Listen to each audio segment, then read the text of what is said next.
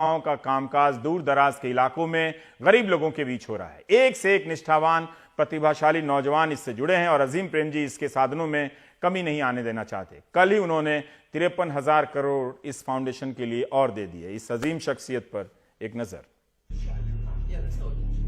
अजीम प्रेमजी की पहली पहचान भारत में सूचना प्रौद्योगिकी, जिसे अब आईटी कहने का चलन है, उसके पुरोधा उद्योगपति के तौर पर रही। विप्रो लिमिटेड को उन्होंने देश की बड़ी कंपनियों के बीच ला खड़ा किया। वो भारत के सबसे अमीर लोगों में शुमार किए जाने लगे। आज की तारीख में भी वो देश के दूसरे सबसे अमीर इंसान हैं। 2010 में तो उन्हें दुनिया के 20 सबसे ताकतवर लोगों की लिस्ट में रखा गया। लेकिन वो दूसरे ताकतवर लोगों, दूसरे अमीरों से कुछ अलग हैं। उन्होंने दिल की अमीरी ज्यादा दिखाई। अमीरी उनको रोमांच नहीं देती थी, इसलिए उन्होंने तय किया कि वो अपना पैसा दूसरों की भलाई में लगाएंगे। बुधवार को उन्होंने 53,000 करोड़ रुपए की नई मदद का ऐलान किया। इससे चैरिटी में लगी उनकी कुल रकम 1,45,000 करोड़ हो जाती है। इसमें विप्रो में उनकी मिल्कियत का 67% हिस्सा भी शामिल है।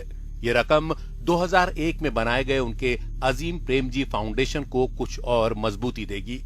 He is a true nation builder.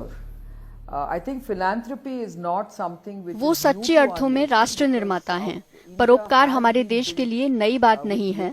Bharat को बनाने में टाटा बिरला जैसे परोपकारियों की भी भूमिका रही है, लेकिन मुझे लगता है कि इस दौर में अजीम प्रेमजी ने अलग रास्ता दिखाया है और इसे नई ऊंचाई तक पहुंचाया है। Definitely, I think Azim Premji leads the way, and he has basically taken philanthropy to the next level.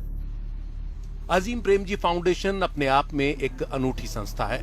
इसका अपना विश्वविद्यालय है, अपने शिक्षा संस्थान हैं और ये संस्था छात्रों के अलावा शिक्षकों की काबिलियत बढ़ाने के लिए भी काम करती है।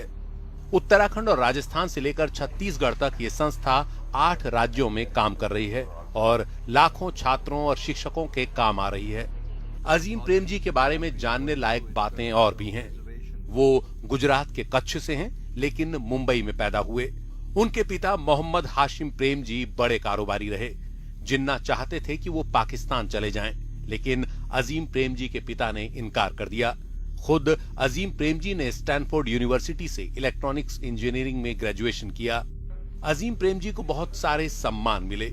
पद्म भूषण और पद्म विभूषण समेत कुछ लाइफ टाइम अचीवमेंट अवार्ड भी उन्हें मिल चुके हैं। लेकिन ये सच है कि उनकी शख्सियत इन सब से कहीं आगे की है। एक ऐसे समय में जब पैसा इंसान से बड़ा होता जा रहा है, तब अजीम प्रेमजी दुनिया को दिखा और सिखा रहे हैं कि कैसे सब कुछ छोड़कर आप कहीं और ज्यादा अमीर हो जाते हैं।